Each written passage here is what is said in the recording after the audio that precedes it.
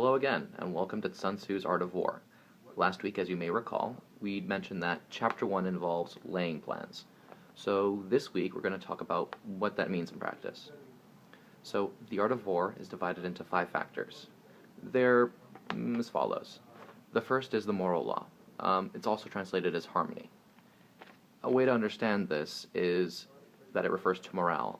The thing is that it's not exactly accurate because it refers to an aspect of the leader of the people, not the people themselves. So perhaps a better way to understand this is the leader's ability to inspire morale in his military. Okay, next there is heaven. Heaven is all of the environmental factors, from the heavens obviously, that should influence and affect one's tactical strategies. They involve things like time of day, season, year, snowing, raining, etc.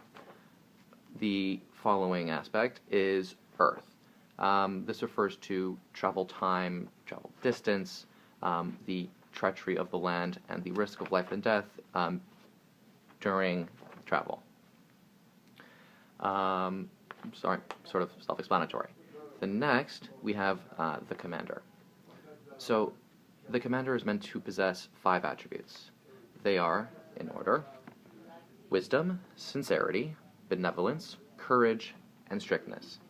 These are paramount attributes that every commander must possess.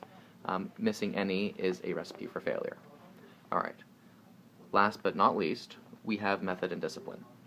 Again, somewhat self-explanatory, but what this refers to is the ability to command an army, to set up a proper chain of command, control the supply lines, control military expenditures, and create a proper disciplinary committee. All of these are important for various reasons, but any of these which are not kept a close eye on will quickly spiral out of control. So, once you have gotten through these 5 factors, and you're about to head off to war, there are 7 questions you should ask yourself.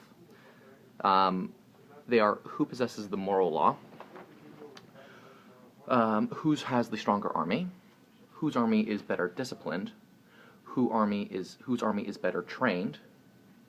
And who has the greater disciplinary consistency? If these questions are not easily answered, you may want to reconsider going to war.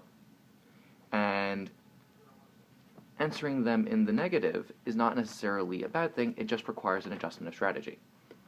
If your opposing army is stronger, then you don't want to necessarily attack them head on, for example. Okay, so, finished with that, there's now the other step, which is, well, actual strategy.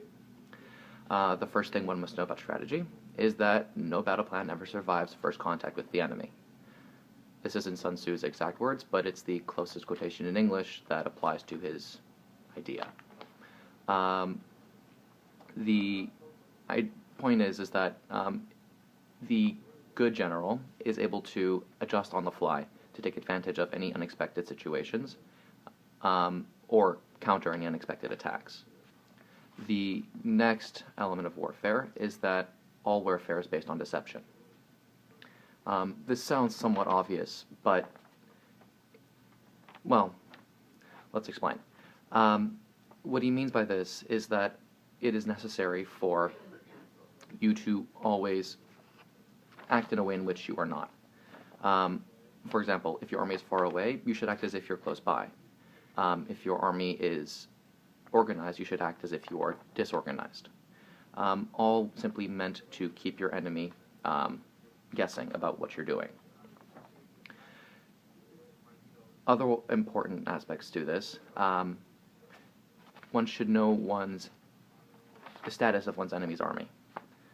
If you do, then you're going to be a step ahead, better able to react to what he does, and better able to react if he does anything. If you don't know whether or not he's close or far, stronger or weaker, you will not know when or how to evade, and if evading is necessary, for example.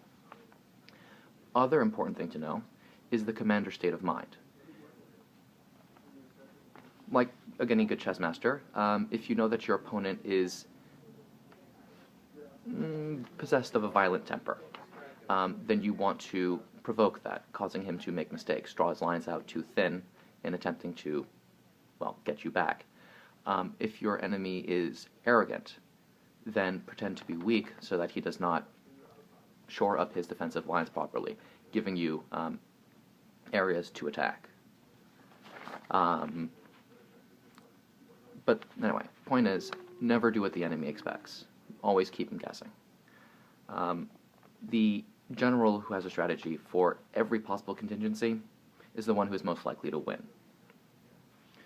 The general who does not, well, let's just say less likely. It's what separates the good general from the great general. With that, I look forward to the next installment of Wealth of Nations, and see you all next time.